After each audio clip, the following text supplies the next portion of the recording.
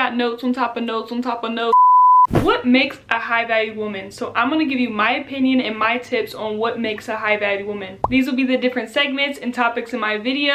So what is a high value woman? When I think of a high value woman, I think of someone with high standards, strong boundaries, a woman that focuses on her self-improvement and self-care. That can mean working on her mental health and also just keeping up with her self-care maintenance and just taking care of her body in general. Some people think that being a high value woman, that means that she's going to have a high ego, she's self-centered, selfish, or she's just stuck up. Others might think that a high valued person has to have a lot of money or they're rich. I can strongly disagree with both of those stereotypes and comments, because look at it like this: if you have a rich or wealthy person and you strip their wealth away from them, what do they have left? How do they act? A person can have so much money, but I don't think that gives them value, because I feel like a high value person also comes with inner work and money can't buy that, but we'll get into that later in the video. And why is being a high valued woman even important? Being a high valued woman or person in general is something that everyone should thrive for. Self-improvement is a must for me. There's always things that I could be learning or improving so that I can be the best version of myself. I want to get into the negative traits, or like what I would see in a low valued woman. And the first thing is insecurities. I feel like this can be shown in many different ways, like comparing yourself to others. Remember, comparison is a thief of joy. If you're always comparing yourself to others, you're never focusing on yourself. Just imagine all that time you spent comparing yourself to others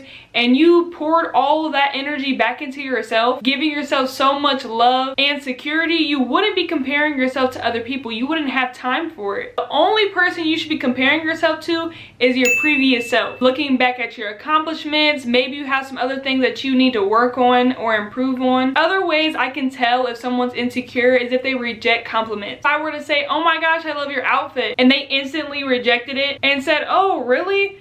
This is like an old outfit," or "I don't like the way it fits," that's just a big indicator to me that they're insecure women. Because secure women, they would accept the compliment and they would appreciate the compliment and they would go about their day, because they don't thrive for external validation from other people and they don't thrive for compliment. They already know themselves that the outfit does look good on them. Some other things that I might see in a low value woman is jealousy, not having confidence, low standards, or low self-esteem. You can't expect someone to value if you don't value yourself. They might be seeking external validation, and this could look like them not even wanting to post a picture without asking their friends if they look good before they post it. So they're basically saying their opinion doesn't even matter. They might be focusing on drama and gossip, talking down on other people. High value women do not focus or consume negative energy. They don't waste their time or spend their time gossiping about other people or talking down on other people. I feel like low valued people or low valued women in general, they're always looking to gain something out of someone or a situation. They're never looking to add to something. They're always looking to take from something. They're always talking about their past or their past relationship,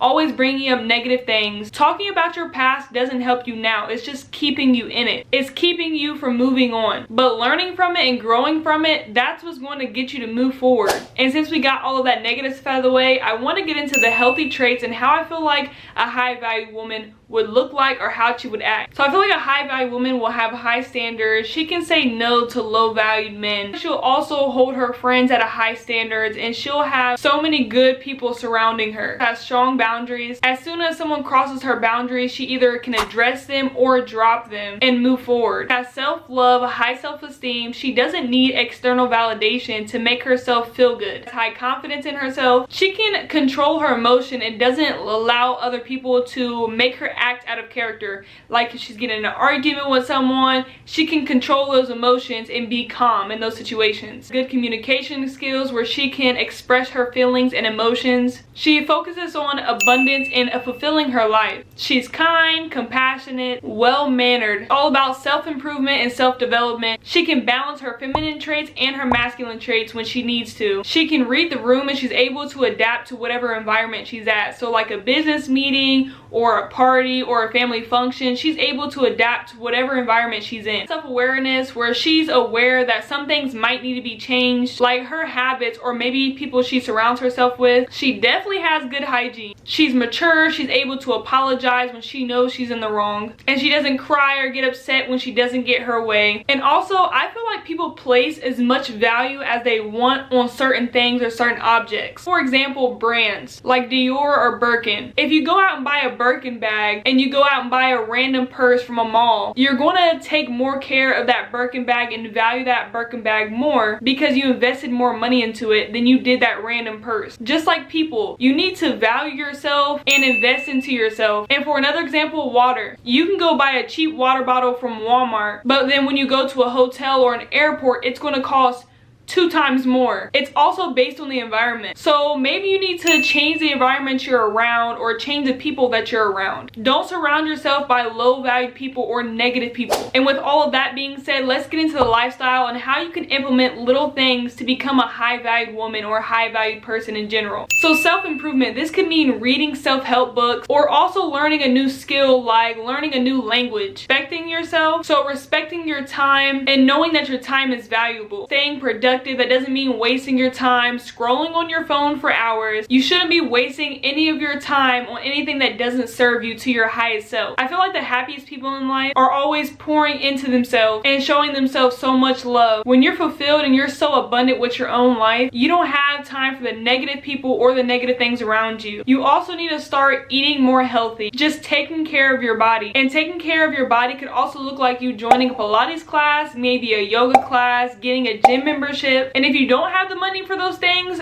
just take a walk in your neighborhood or maybe at a park. And you also need to be taking care of your mental health. Knowing when you need extra time away from everything, when you're getting overwhelmed before you get stressed out or getting yourself into a slump, you can start focusing on your self-care maintenance. So making sure you're put together or presentable every single day, because when you look good, you feel good. And this could look different for everyone. You could have your nails done, your hair done, your lashes done. Just pick one thing that's going to be a non-negotiable thing for you. So for me, I don't have anything in particular. I honestly love when my lashes are done, but if they're not done and my hair is done, then that's perfectly fine too. I just want to make sure that I'm at least presentable when I go places. And one thing that I started doing is wearing some type of jewelry when I walk outside the house. It just makes me feel more put together. And also make sure your living space is clean. When you have a clear space, I feel like you have a clear mind. Every time I come home and I know my house is clean, it makes me feel better. And it also makes me feel more productive. But when I come home to a dirty house, I just want to sit in the bed and not get up because I know I have other things to do. So make sure your living space is always clean. Another thing is not posting everything on social media. I feel like high valued people have a little mystery to them. You don't know everything about them, but you do know certain things. So as soon as you get out of a relationship, don't go and post relationship stuff, especially negative things about them. Keep it to yourself like nothing happened. Not everyone needs to know the negative things that go on in your life. I feel like silence can be powerful sometimes, especially during disagreements. So try to keep some of those things private. But this gets us into the end of the video. If you enjoyed this content, consider subscribing,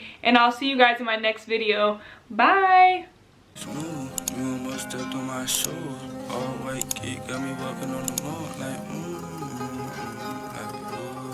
like you lost another one. Bitch, move. You almost stepped on my all white kid, got me walking on them.